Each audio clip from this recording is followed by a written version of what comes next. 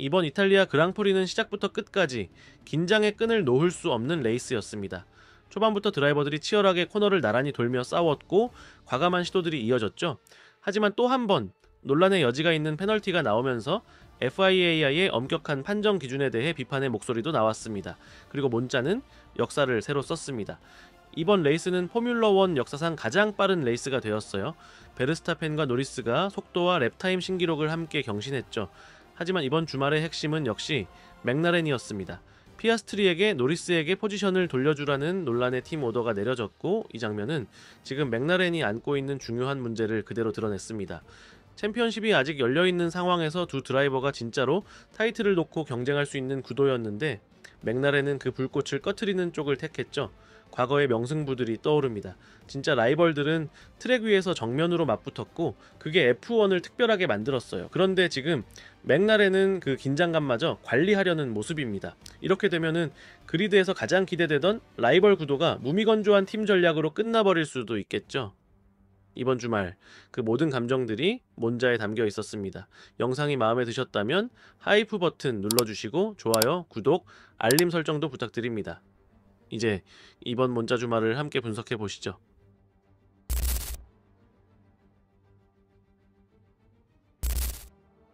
네, 지난 영상에서는 이탈리아 그랑프리 톱 10 드라이버들의 이야기를 다뤘죠.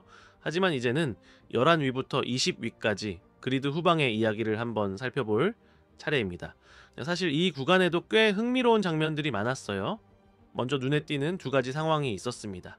유키 츠노다는 포인트권에서 출발했지만 결국 순위를 지키지 못했고, 반대로 알렉스 알본과 이작 하자르는 톱 10 밖에서 출발했지만 훌륭한 레이스 운영으로 중요한 포인트를 챙겨갔어요. 츠노다는 초반만 해도 베르스타펜과 함께 레드불 쪽에서 득점 가능성이 있어 보였지만 경기가 진행될수록 페이스가 떨어졌고 결국 13위, 포인트권에 있어야 할 차로는 아쉬운 결과였죠. 자, 같은 팀의 리암 로슨도 그리 쉽지 않았습니다.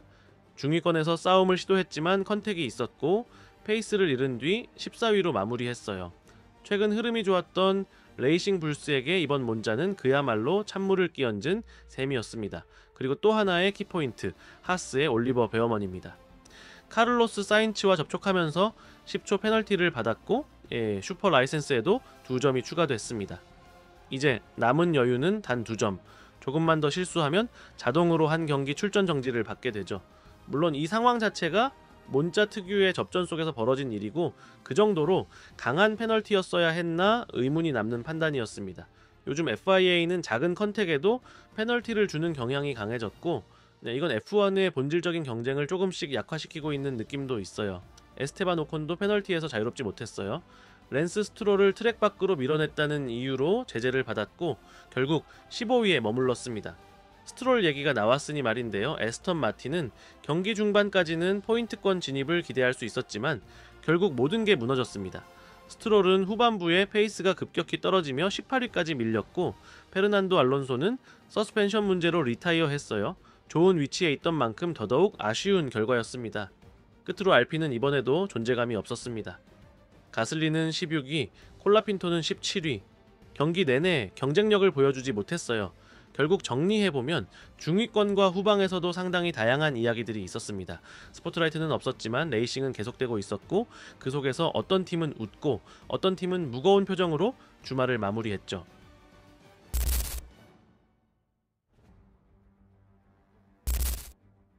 이제 화면에 보이는 그래프를 보면서 본격적으로 레이스 페이스 이야기를 해볼게요.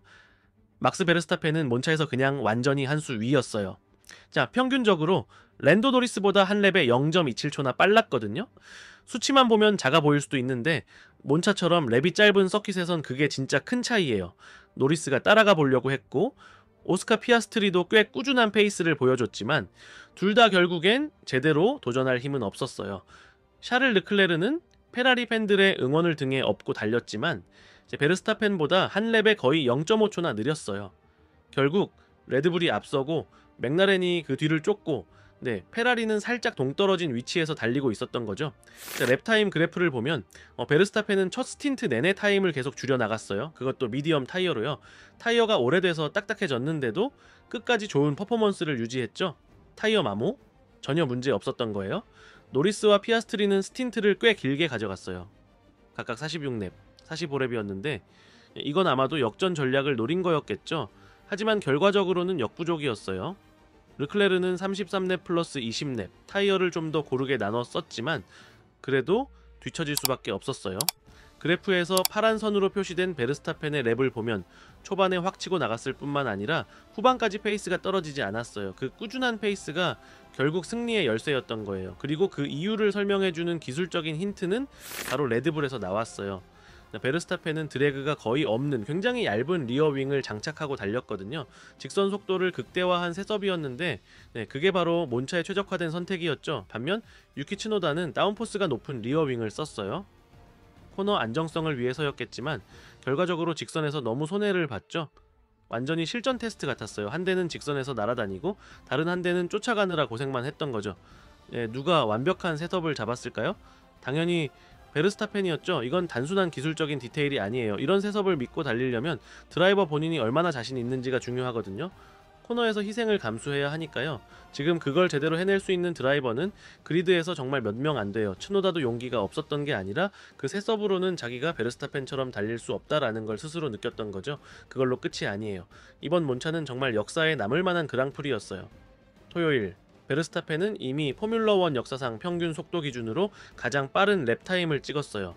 1분 18초 792, 평균 시속 264.6km였죠.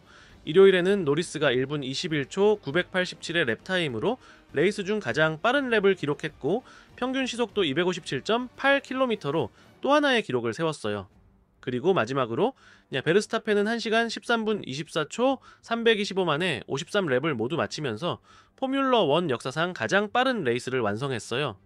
평균 시속은 무려 250.7km였고요. 피트 스탑까지 포함해서요. 그야말로 기록의 향연이었죠.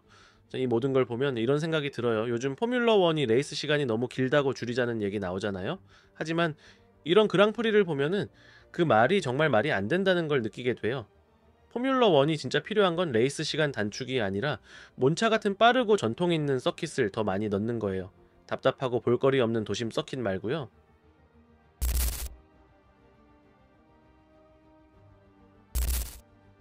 몬차에서 벌어진 맥라렌 논란은 트랙 위에서 끝나지 않았어요.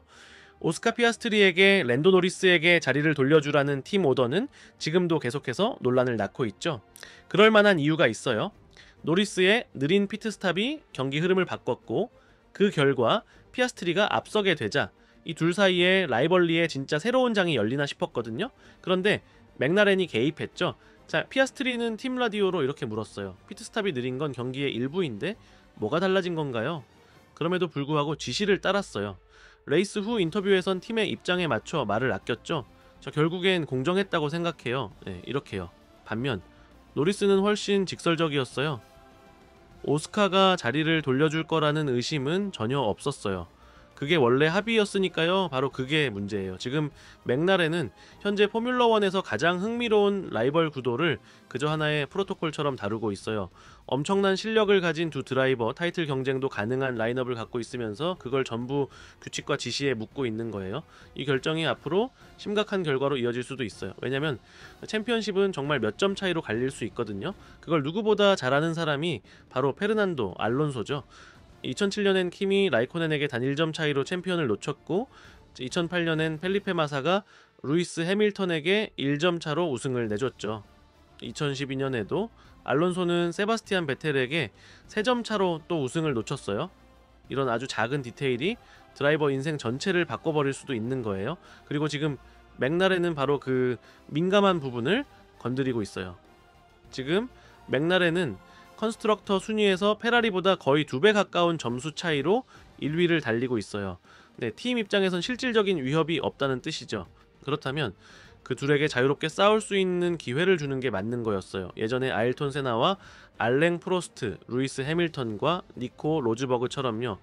자리 돌려준 건 공정했다는 말로는 납득하기 어렵죠. 그 논리라면 작년 네덜란드 그랑프리에서 노리스의 차가 멈췄던 건 팀의 실수였는데 그럼 피아스트리도 이번엔 일부러 리타이어해야 공평해지는 건가요? 말이 안 되잖아요. 정말 위대한 드라이버라면 직접적인 경쟁 상황에서 자리를 양보하지 않아요. 막스 베르스타펜이 대표적인 예예요. 2022년 이미 그 챔피언을 확정한 상태에서도 세르히오 페레스를 도와주길 거부했죠. 결국 페레스는 월드 챔피언십 두 번째도 놓쳤어요. 올해 그 2025년 마이애미에서도 루이스 해밀턴이 샤를 르클레르에게 자리를 양보하라는 팀 지시에 계속 의문을 표했죠. 그때 둘은 6위, 7위 싸움 중이었을 뿐인데도요. 왜냐하면 진짜 챔피언이란 상황이 어떻든 항상 이기고 싶어 하거든요. 그게 평범한 이름과 전설적인 이름을 나누는 기준이에요. 그런데 지금 맥라렌에선 그게 전혀 보이지 않아요. 이 팀은 오히려 라이벌 구도를 살리는 게 아니라 자체적으로 재능을 누르고 있어요. 그냥 원래라면 역사에 남을 시즌이 될 수 있었는데 오히려 밋밋한 레이스만 보여주고 있는 거죠. 결국 우리 팬들이 진짜 보고 싶었던 건 이거였어요. 노리스와 피아스트리가 트랙 위에서 아무 제한 없이 진짜로 싸우는 모습, 지시도 없고 공정함이란 명분도 없는 진짜 레이스요. 포뮬러 1에서 진짜 공정함이란 결국 가속 페달로 증명하는 거니까요. 영상이 마음에 드셨다면 아시죠? 하이프 버튼 꾹 눌러주시고 좋아요와 구독, 알림 설정까지 꼭 부탁드릴게요. 감사합니다. 그리고 다음 영상에서 또 만나요. 결승선 채널이었습니다.